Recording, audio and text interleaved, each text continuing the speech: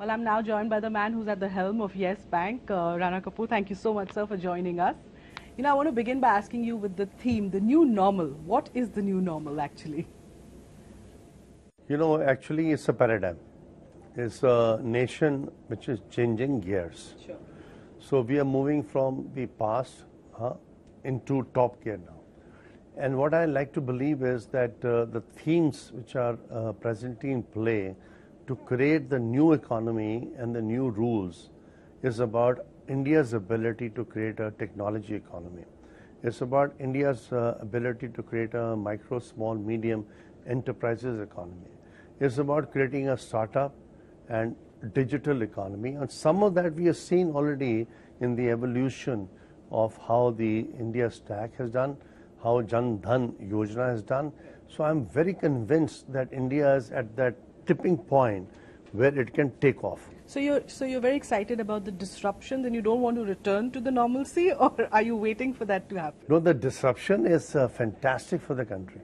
It's a change in behavior because we are used to India in a certain way.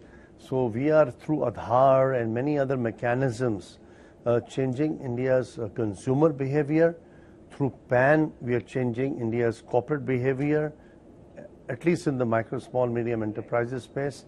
And what will happen is, after the breaks and the impact of the GST and all that, the slowdown of that impact, what will change is that India will have this unified economy, one country, right? 29 states, 7 union territories. And I think it's going to be phenomenal, but with some pain in the way, which is very much now understood. But I think in a year or so, the economy should really take off and go back to its trajectory of 9% growth. You've talked about various initiatives right now that the government has really taken about, and Digital India is one such initiative that is affecting now industries in a really big way. How is that really the backbone, technology, the backbone even in the banking system now changing or going up to the next level, if I could ask? It was very interesting because if you look at stock take, Jan Dhan, Pradhan Mantri Jan Dhan Yojana, so, JAM, built the mobilization and created the awareness that every household, urban and non-urban, rural and otherwise, had to have a bank account. So now there are 100 crore bank accounts out of a population of 1.3 billion people, which is not bad. The second leg of that is truly the interfaces which are being built on the back of the India stack, whether it's UPI, whether it's Bheem, whether it's Aadhaar-enabled services, the individual wallets that NBFCs and banks are creating. All these are, like, I would say, drivers which are going to create economy where payments and efficiencies will come. But the third one, which is most important, is open banking. Just like we have open mobility, the open architecture called interoperability of banking should also happen. And that, to me, will make sure that our population gets the best services, the best interest rates, and creates efficiency in the system. To me, that is the paradigm which is around the corner. But amidst this innovation that we're talking about, do we really see that effect on that societal change and the inclusiveness that we're really talking about? Because if we're talking about empowering the rural banker, consumer for that matter, is that really touching that tipping ground? I think it's made a stratospheric change. What was a very latent opportunity at the bottom of the pyramid or in the lower bottom of the pyramid, I think it's moved the needle. The pendulum in the economy has shifted into recognizing but that part of the business is also very lucrative business because that's sticky, and I think the banks are recognizing.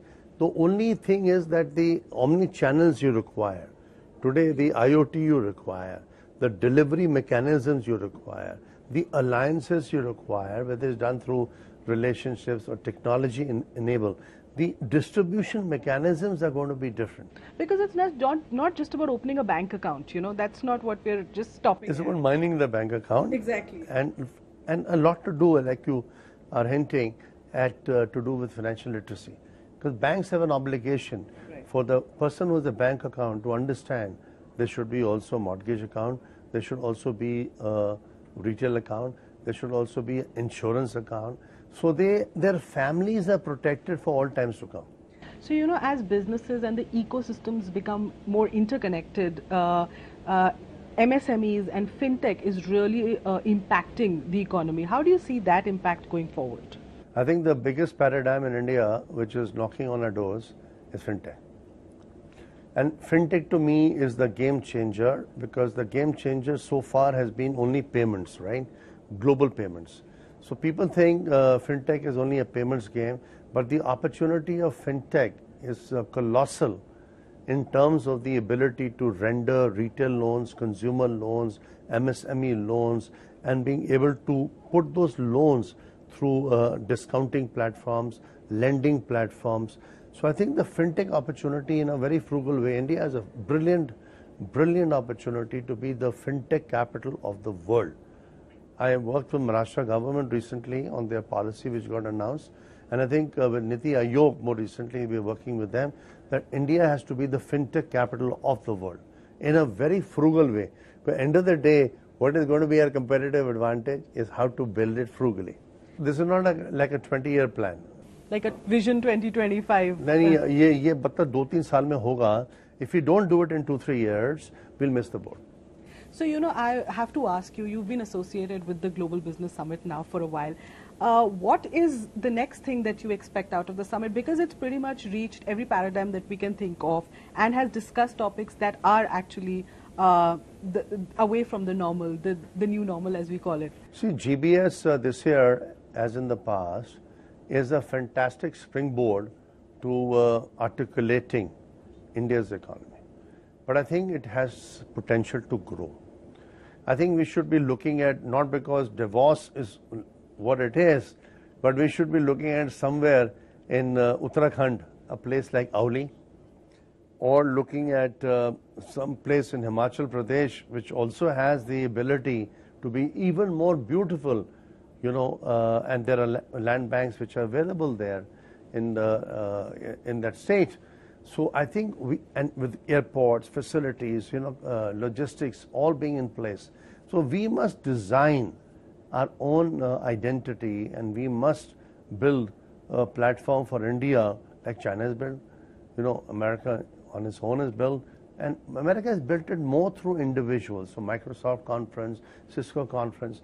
But if we build a platform in the Auli, in Uttarakhand, which is very beautiful, there's 20,000, you know, hectares of land, and you can land there.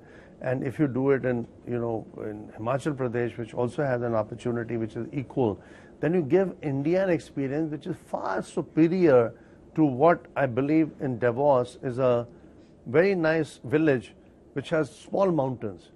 And the mountains we have to give to the rest of the world is where they stop, we start. Wow. Well, I'm really glad to hear about your optimism, definitely. No, I'm 100%.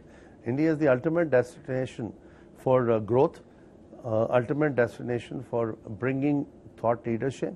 And our Prime Minister has done wonders in terms of building that collective mindset and the mind share for India.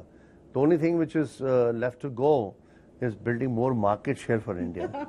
Well, on that note, thank you so much, Mr. Kapoor, for joining us. It was truly a pleasure talking to you. Likewise. Thank you.